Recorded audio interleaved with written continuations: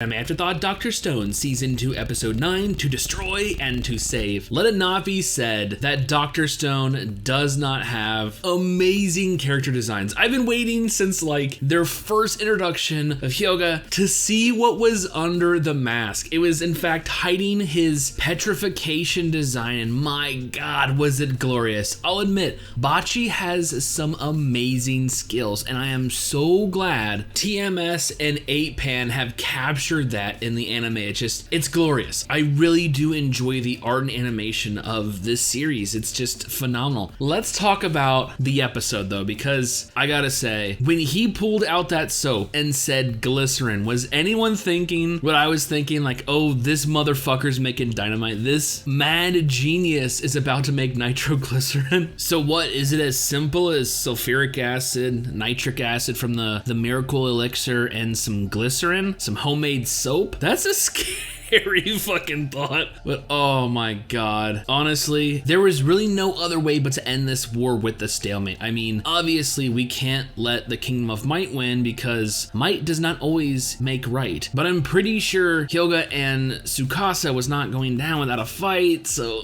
a bloodless victory. Hell, if the battle team just kept fighting, pretty sure some of them were gonna die. But yeah, what an ingenious way to use as a delivery method. A world record paper airplane design with a nitroglycerin infused tip, and just the devastation that caused. My god, it was glorious. And then it was oh, you can't hit us all with paper airplanes. It's definitely not that it's not that accurate. And then Yukio comes from, pretty sure he was off in, the other world. I thought that dude was fucking dead with a dynamite tipped arrow. Oh, these things are a little bit more fucking accurate. Glorious. Now, besides the end to this world, we get some more info on Tsukasa and his motivations. Even though I don't agree with him smashing the statues, you can kinda understand how he's been placed on this path. With a little sister basically in a vegetative state, brain dead coma, Tsukasa was quick to learn the way of the world. I mean, a simple task of gathering seashells led to him getting the shit beat out of himself.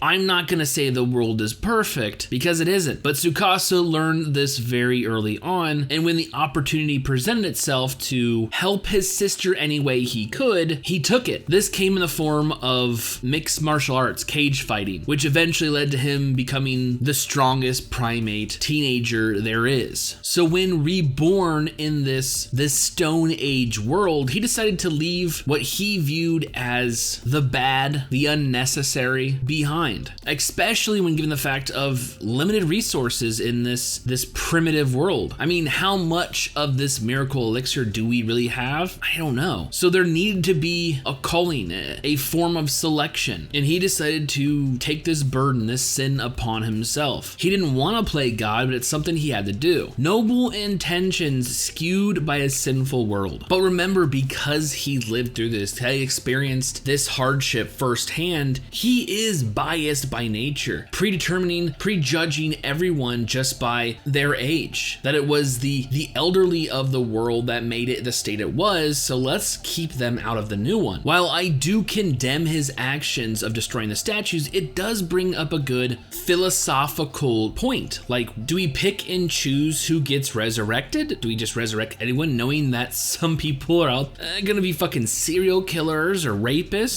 It really is a conundrum. Something that Senku will have to think about going forward now that he is in control of the Miracle Cave. But for now, he needs to live up to a promise. Now that he has acquired this truce with the Kingdom of Science based on a promise, it's time to live up to that. Realizing the restorative properties of the Miracle Liquid, he decides to use Tsukasa's one weakness as a bargaining chip. The fact that his sister may be resurrected, that because it healed Senku's broken neck, that it may be able to perform other types of miracles. And I gotta say, the only thing that pissed me off about today's episode was leaving off in a fucking cliffhanger. Finally locating his little sister, albeit once again thanks to dynamite, and then just cut off. My god, what a fucking tease, man. I gotta wait till next week to see if this shit brings her back.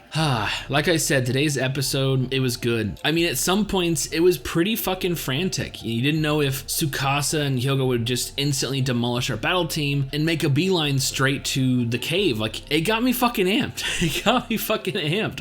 I really enjoyed today's episode. Like I said, I want to know if this shit truly is the miracle elixir. I want to know if this will bring back Tsukasa's little sister and in turn keep this truce going, even though admittedly Tsukasa plans to stay true to his own beliefs. I don't know, it's going to be interesting going forward, because basically the first 2 seasons have been this. It's been building to this war between Tsukasa and Senku, the battle of might versus science. I don't know how it's going to turn out, but I can't wait to find out. So with all that being said and more Dr. Stone next week, I honestly cannot wait for future episodes.